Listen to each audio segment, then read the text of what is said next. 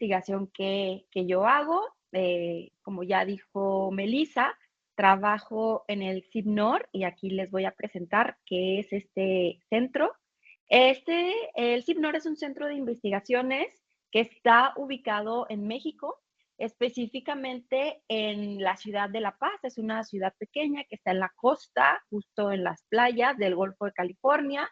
Y pues como pueden observar, tenemos una vista y una ubicación privilegiada. Y precisamente por esa ubicación en específico, en nuestro centro habemos varios investigadores, más de 100, que nos dedicamos al estudio de los organismos marinos desde su ecología, pesquerías, acuacultura, y también se hace mucha investigación que tiene que ver con la agricultura en las zonas áridas. Nosotros estamos ubicados en una zona que es muy árida, casi un desierto, llueve muy poco, pero es una zona muy rica en vegetación.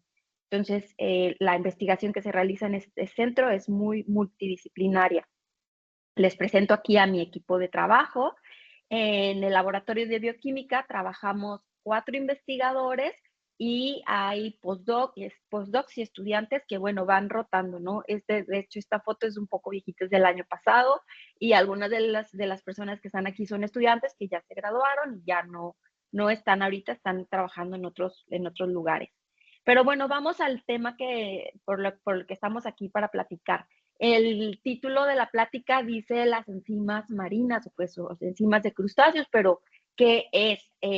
Vamos a recordar un poquito acerca a lo mejor de sus clases de biología, de bioquímica. Vamos a recordar que las enzimas, bueno, esto yo les voy a decir, las enzimas son moléculas que son responsables de casi todos los procesos de la vida. Sin las enzimas, la vida como la conocemos no sucedería. Están involucradas en procesos, además están presentes en todos los animales, en todas las plantas, en todos los seres vivos. Entonces están involucradas en procesos como desde la fotosíntesis, la respiración, la digestión, el transporte de nutrientes, la excreción. Y bueno, lo que les pongo aquí es una imagen típica de lo que van a ver en muchos de los libros, ¿no? Las enzimas son moléculas que transforman a otras moléculas.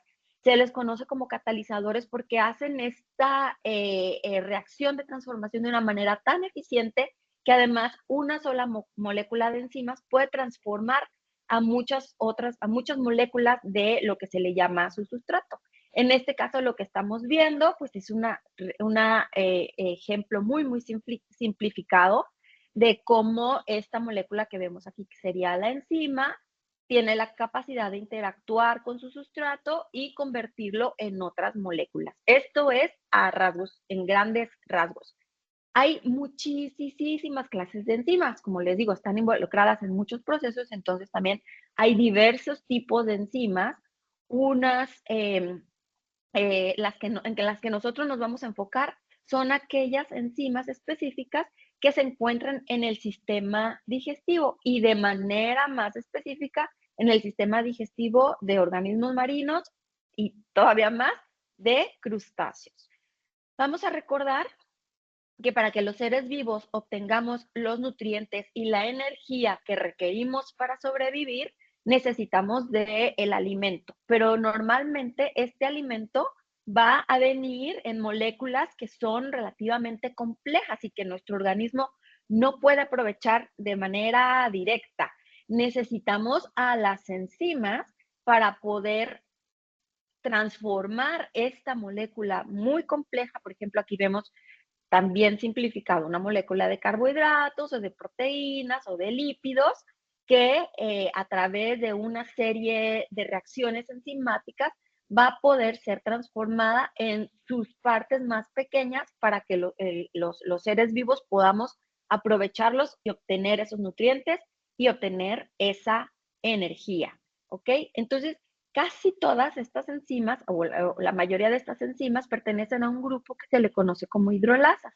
Quiere decir que estas enzimas rompen, su transformación a través de la degradación o el rompimiento de moléculas grandes en moléculas mucho más sencillas. Vamos con el segundo tema. Ya vimos lo que son las enzimas en el título también viene un término que se llama o que dice biomasa. ¿Qué son las biomasas? Bueno, el significado va a depender de a quién le preguntes, ¿no? Si le preguntas a un ecólogo o qué, pero nosotros el concepto de biomasas que vamos a ver aquí son como aquellas grandes cantidades de organismos o de plantas que vamos a encontrar en un ecosistema en específico. En este caso vamos a platicar un poquito sobre las biomasas que podemos encontrar en el mar. En el mar, por supuesto, que es obviamente muy diversos, pero vamos a tener una riqueza de biomasas que van a provenir, por ejemplo, de los desechos de la pesca o de la acuacultura. En el caso de las macroalgas, vamos a encontrar biomasas que van a provenir de aquellos super cantidades que de repente vemos que se van a llegar a las playas. ¿No? Entonces, son estas cantidades grandes de materia prima que se puede recuperar y de alguna manera esto puede convertirse en un recurso. Casi siempre son, como les digo, desechos. En estas biomasas vamos a encontrar muchas moléculas. Aquí viene cada una descrita: carbohidratos, lípidos, proteínas, pigmentos, minerales. En esta plática vamos a ver específicamente cómo es posible aprovechar algunas de ellas, que son las que estoy aquí señalando, como la quitina, el almidón, la celulosa, la hemicelulosa y específicamente pues a las enzimas. Todas estas moléculas tienen un potencial de ser convertidos en un recurso. En este caso, aquí vemos el ejemplo como los biocombustibles, ¿no? Y para allá va dirigida un poquito nuestra plática. Entonces, bueno, ¿por qué les voy a platicar de biomasas marinas? Y les voy a platicar específicamente de un tipo de biomasa que es muy relevante para México y para muchos otros países de Latinoamérica. Y esto es el camarón, la pesquería del camarón, la pesquería y sobre todo la acuacultura de camarón.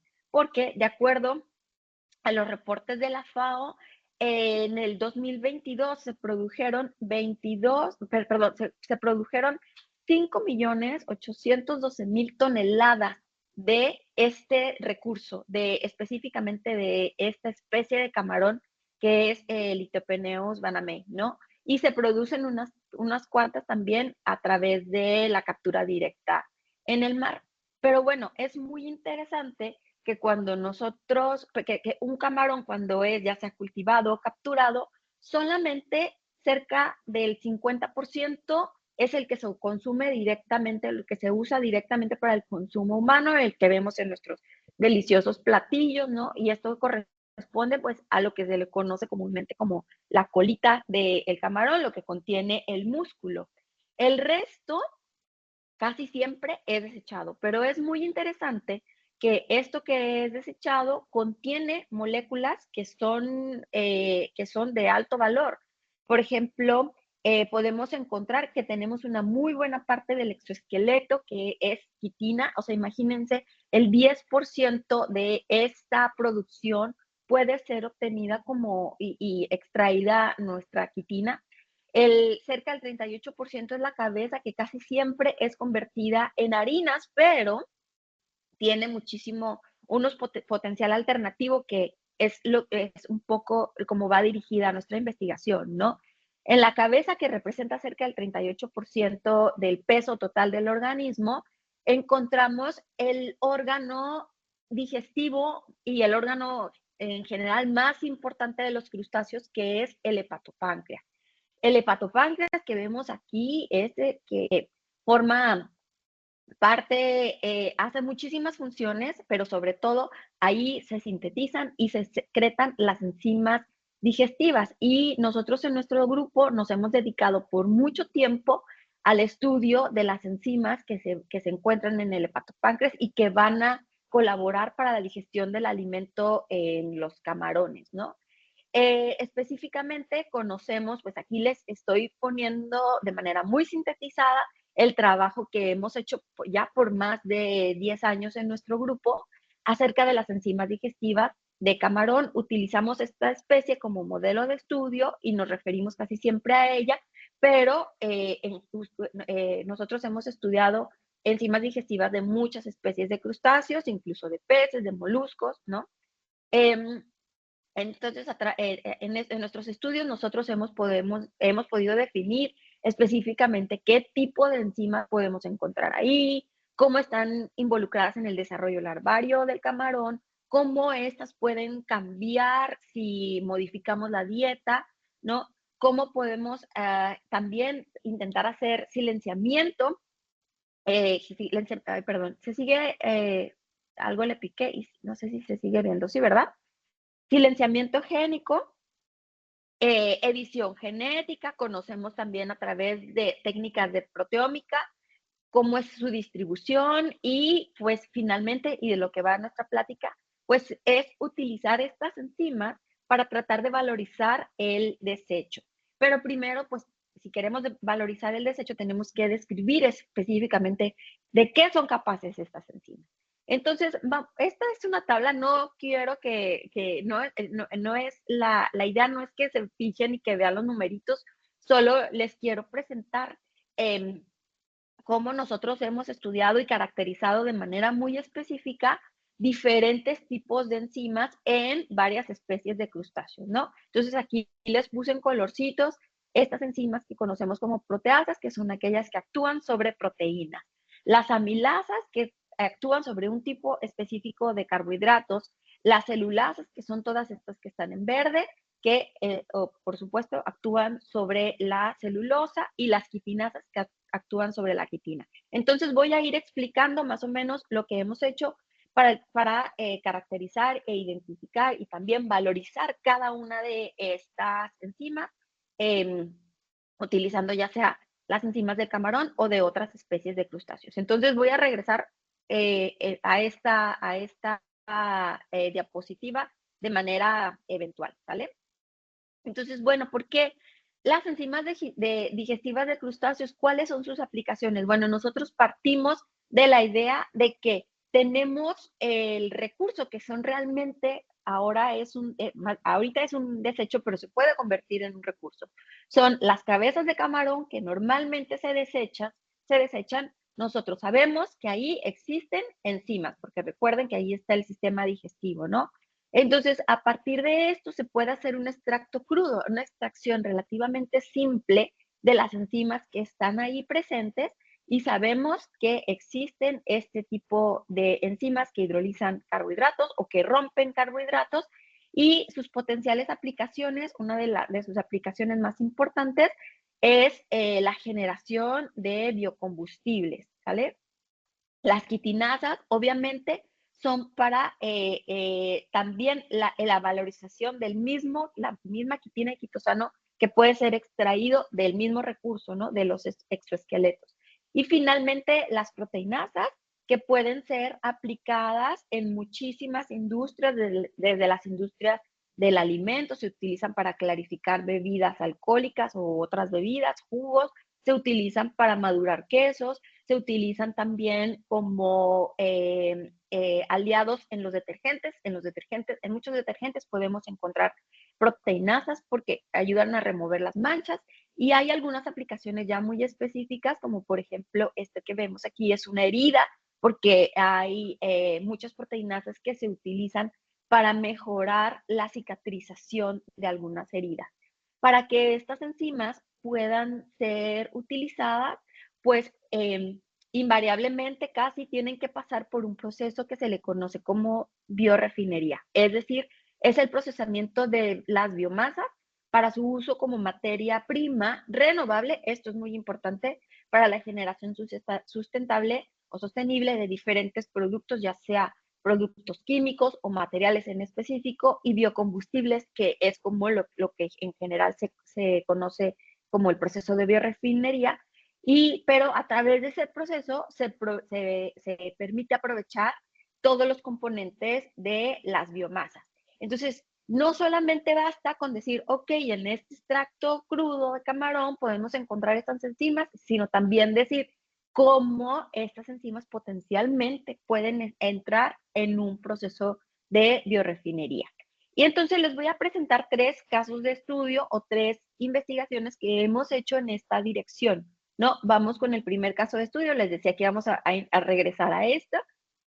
El primero vamos a hablar acerca de las amilasas, ¿ok? Estas enzimas hidrolizan, como les digo, almidón.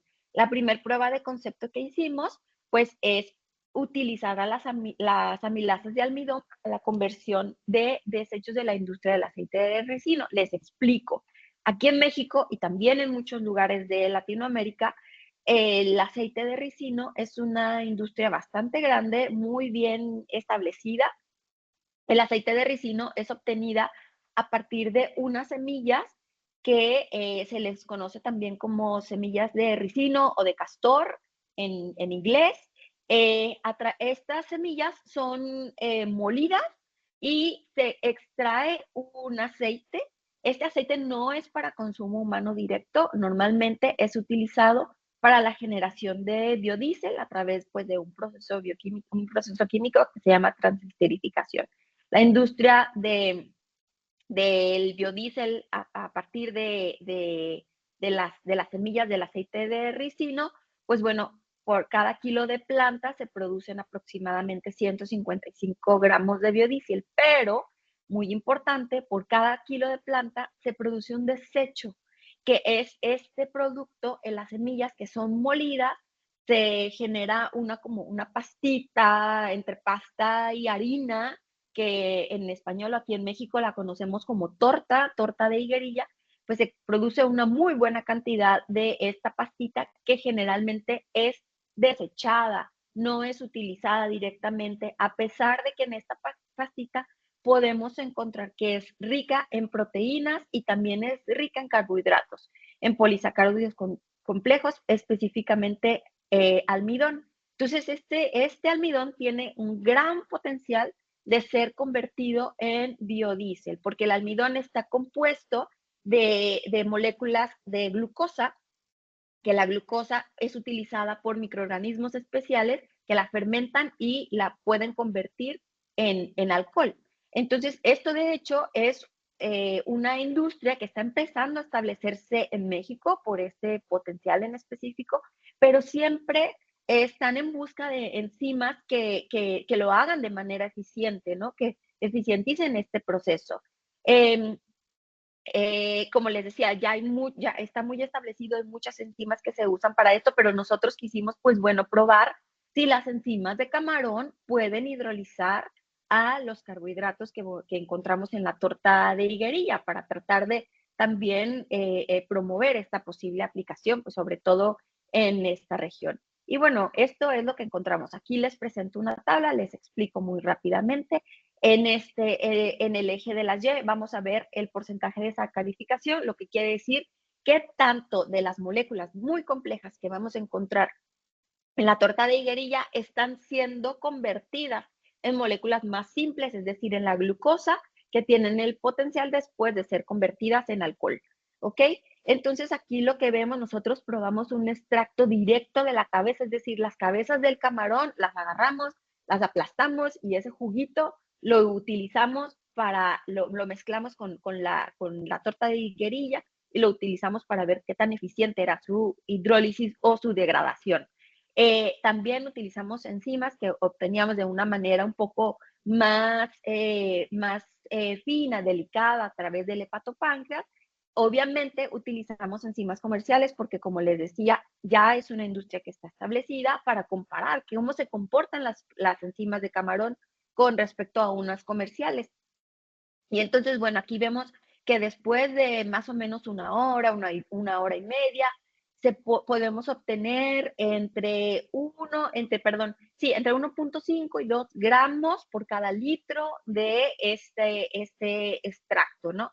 Mientras que la enzima comercial, obviamente que es más eficiente, es una enzima que está dedicada, utilizada para este tipo de aplicación, pero podemos ver que la de camarón no está tan lejos comparada con la enzima comercial, ¿no?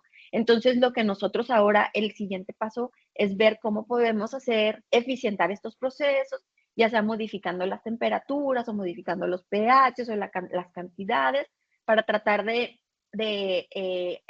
mejorar en esta aplicación. Vamos con el segundo ejemplo. Aquí les voy a mostrar ahora acerca de las proteasas. Las proteasas, recordemos que son enzimas que hidrolizan proteínas, ¿sale? Regresamos al mismo ejemplo de la torta de higuerilla. Vamos a hablar acerca de las proteínas. Esta torta les decía que es rica en proteínas. Este desecho tiene el potencial de ser utilizado también como alimento para ganado o para cerdos o para gallinas, pero no es posible utilizarlo porque no sé si a ustedes les suena el aceite de ricino. Dicen que el aceite de ricino puede ser muy tóxico y sí lo es. El ricino contiene una de las toxinas más potentes que se encuentran en la naturaleza, que es precisamente la ricina. Esta toxina es una proteína. Aquí les muestro más o menos cómo es la estructura de la ricina y por lo tanto la presencia de esta toxina impide el uso del desecho para alimento de ganado, ¿no?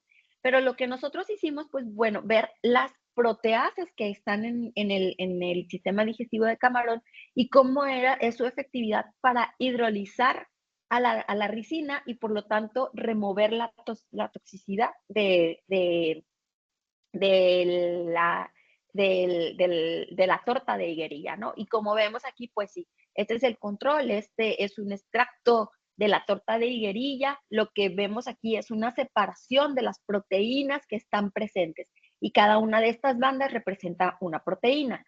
Aquí vemos de manera muy abundante, pues la proteína, la ricina, la toxina está aquí, pero cuando nosotros mezclamos con extracto enzimático de camarón, desde los 30 minutos que ocurre esta reacción, y obviamente lo seguimos un poquito más de tiempo, pero ya no hay diferencias, ¿no? Desde los 30 minutos desaparece totalmente nuestra toxina. Entonces, aquí lo que vemos es un control, obviamente lo estamos comparando con la enzima que se utiliza para hacer el proceso de sacarificación. Es una milasa, no tiene actividad contra proteínas, pues era lo que esperábamos, pero lo que queríamos era revisar, bueno, cómo es la enzima comercial, cómo se comporta. Efectivamente es una milasa, como no tiene proteasas, pues no lo va a hidrolizar, pero nuestro extracto enzimático contiene tanto amilasas como proteasas. Entonces puede realizar dos procesos al mismo tiempo. Y bueno, el siguiente paso para esto es probar que efectivamente ahora este extracto que tenemos aquí, en donde ya no tiene a la toxina, pues pueda ser utilizado, ¿no? Como un producto para una aplicación directa y ser dado como alimento a los animales, ¿no? De pastoreo. Y, y bueno, pues aquí se abre esta posibilidad, ¿no? Utilizando enzimas de desechos de camarón, ahora se abre la posibilidad de su utilización. Y vamos con el último ejemplo. Ahora les voy a hablar un ejemplo totalmente diferente que ya no tiene que ver exactamente con la higuerilla, sino voy a platicarle acerca de las enzimas de la celulasa. Recordemos que la celulosa es la molécula, una de las moléculas más abundantes en la naturaleza, la encontramos en plantas, la encontramos en algas y esto es lo que yo hemos estudiado en nuestro laboratorio. Vamos a recordar este tipo de algas en específico, el sargassum. Quienes viven en el Caribe saben este problema. En el Caribe mexicano es un gran problema porque el sargazo se reproduce de manera incontrolable en el mar y llega a las costas, a las playas, y si no es controlado de manera efectiva, puede contaminar o puede representar un peligro para el ecosistema aquí tan delicado, ¿no? Como los arrecifes. Entonces, en México, en el Caribe mexicano, al ser un gran problema, se han propuesto varias plataformas para tratar de utilizar este desecho o esta biomasa que es realmente problemática como materia prima para generar diferentes compuestos o diferentes químicos como alginatos, fucoidanes, biogás o bioetanol. Y es en este proceso que también invariablemente tiene que pasar por un procesamiento muy específico en el que yo me enfoqué, ¿no? Entonces, bueno, ¿qué fue lo que hicimos? Se hizo un proceso de algas como si fueran a entrar a una biorefinería en donde se muelen, se mezclan, se hace un pretratamiento y finalmente pues aquí lo mezclamos con enzimas de diferentes especies de crustáceos y lo que medimos pues es, aquí lo que estoy representando es las moléculas de celulosa que encontramos en las algas y cómo se van generando por efecto de las enzimas, las pequeñas partes se van liberando, que después estas pueden entrar, como les decía, a un proceso de fermentación y obtener bioetanol, ¿no? Y sí, fíjense lo que encontramos. Aquí probamos dos especies de algas, la especie sargazo y otra especie de sacarina que se llama, en inglés se llama kelp de azúcar, algo así. Es muy popular, sobre todo en Europa, se consume. em, y lo que vemos aquí, bueno, pues en colorcitos les estoy mostrando cómo las enzimas digestivas de diferentes especies de camarón, de crustáceos, perdón, utilicé camarón, esta es una langosta, en verde es una langosta, en rosa es otro tipo de langosta, de langostino, perdón, de agua dulce. Aquí hice una mezcla de las enzimas de langosta y de langostino y por supuesto que probé con una enzima comercial que está también ya tecnificada e ideada para esta aplicación. Y vemos cómo para el caso de sargazo, las enzimas de los crustáceos pueden hidrolizar. De nuevo, este es el proceso de sacarificación en el tiempo. En este caso se tarda mucho más tiempo, estamos hablando de horas. Y aquí es la cantidad de glucosa que podemos generar a través del tiempo. Vemos que a pesar de que el camarón puede hidrolizar, no es tan efectivo como otras especies de crustáceos, pero sí es muy diferente cuando lo comparamos con la enzima comercial si estamos hablando de sargazo. Pero en esta otra especie de alga, vamos a ver cómo después de las 96 horas podemos producir hasta 3 gramos de glucosa por cada litro de este extracto, mientras que la enzima comercial está cerca de 4 gramos de glucosa, lo cual de nuevo no es tan alejado en los valores finales que podemos obtener de este producto. Y finalmente, pues ya esta fue también una prueba de concepto. Esto se ve un poco extraño, son demasiados datos, pero lo que yo hice aquí fue ver la conversión de glucosa en etanol, utilizando un microorganismo que es un microorganismo que se utiliza muy comúnmente, Saccharomyces, y vemos cómo a través del tiempo la glucosa inicial que tenemos aquí obtenida a través de la hidrólisis por enzima comercial o la hidrólisis por las enzimas de crustáceos, pues va desapareciendo, que es lo que se espera, pero empezamos a obtener el producto etanol, ¿sale? Es posible entonces convertir esta glucosa que es obtenida a través de la hidrólisis enzimática de algas utilizando enzimas de crustáceos y después ser convertida en etanol. Entonces vamos probando, ¿no? Cómo en estas biorefinerías que les mostraba o que les comentaba, es posible hacer este tipo de aplicación.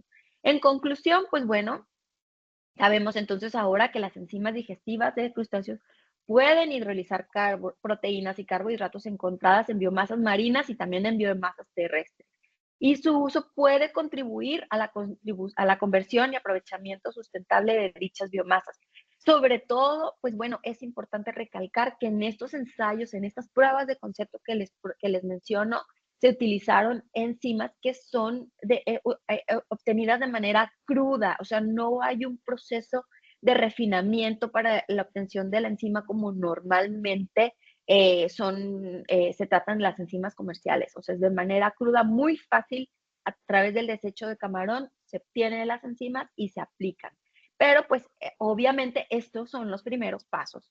Solo para promover su uso en un esquema de biorefinería, pues se requiere mucha investigación adicional y pues bueno, yo quiero invitarlos, aprovechar esta ocasión para invitarlos, si hay algún estudiante que está interesado en este tema, búsqueme y podemos ver alguna manera de colaborar, ¿no? Y quiero terminar con esta imagen que a lo mejor no todos van a conocer de la película Volver al futuro, ¿no? En donde el doctor, en un momento que regresa del futuro, convierte la basura, utiliza la basura para utilizar, para como combustible para su coche. Y pues estamos cerca de esta realidad. Y